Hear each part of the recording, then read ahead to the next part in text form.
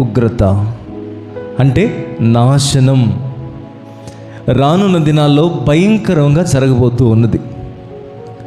విడవబడిన స్థానానికి మానవుడు రాబోతూ ఉన్నాడు. దేవుని ఉగ్రతను పొందుకునే స్థానంలోనికి రాబోతూ ఉన్నాడు. ఎవడో తెలుసా?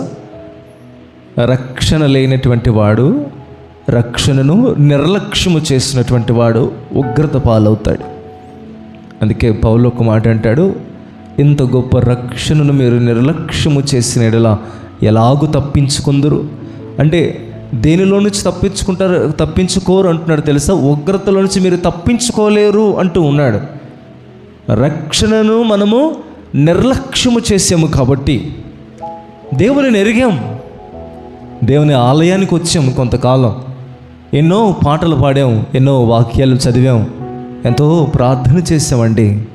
కానీ నీ జీవితంలో ఏర్పడిన కొన్ని సందర్భాలను బట్టి మానవుడు ఆ రక్షణ భాగ్యాన్ని నిర్లక్ష్యం చేస్తూ ఉన్నాడు.